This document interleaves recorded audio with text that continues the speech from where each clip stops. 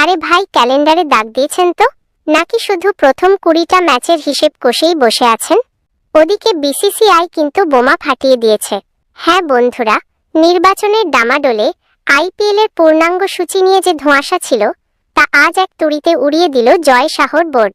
ঘোষণা হয়ে গেল 2026 আইপিএলের বাকি থাকা 50টি ম্যাচের হারহিম করা দিনক্ষণ। তাই আর দেরি না করে চলুন দেখে নিই কবে কোথায় আপনাদের প্রিয় দলগুলো তলোয়ার উঁচিয়ে নামছে। আগামী 13 এপ্রিল থেকে শুরু হতে যাচ্ছে টুর্নামেন্টের এই জমজমাট দ্বিতীয় পর্ব। মোট 12টি মাঠে আগামী 24শে মে পর্যন্ত চলবে গ্রুপ পর্বের এই মরণ বাঁচন লড়াই। কলকাতা থেকে বেঙ্গালুরু কিংবা মুম্বই থেকে চেন্নাই গ্যালারিতে কিন্তু এবার তিল ধারণের জায়গা থাকবে না। এই দফায় থাকছে মোট 8টি ডবল হেডার, অর্থাৎ একদিনে ডাবল মজা। দুপুরের রোদে ঘাম ঝরানো ম্যাচ শুরু হবে বিকেল রাত 3:30 আর রাতের আলোকোজ্জ্বল লড়াই ঠিক সন্ধ্যা সকাল 7:30। দ্বিতীয় দফার এই মহাযুদ্ধের দামামা বাজছে 13 এপ্রিল হায়দ্রাবাদে, যেখানে সানরাইজার্স হায়দ্রাবাদ আর রাজস্থান রয়্যালস একে অপরের মুখোমুখি হবে।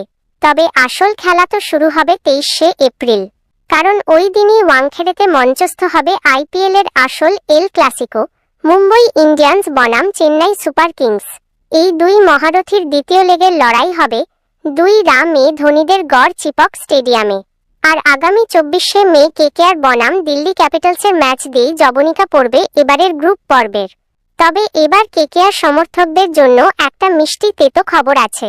এবার কিন্তু ইডেন গার্ডেন্সে ধোনির সিএসকে বা কোহলির আরসিবির কোনো ম্যাচ রাখা হয়নি। ভাবা যায়।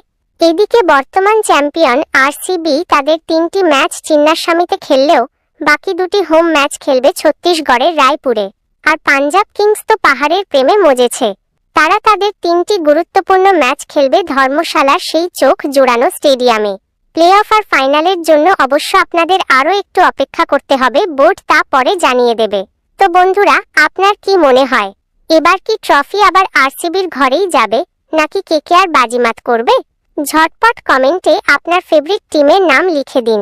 আর হ্যাঁ, আইপিএলের এমন সব গরম গরম আপডেট সবার আগে পেতে আমাদের চ্যানেলটি সাবস্ক্রাইব করে ওই বেল বাটনটি কিন্তু টিপতে ভুলবেন না। আমাদের সাথে জুড়ে থাকুন। Thank you.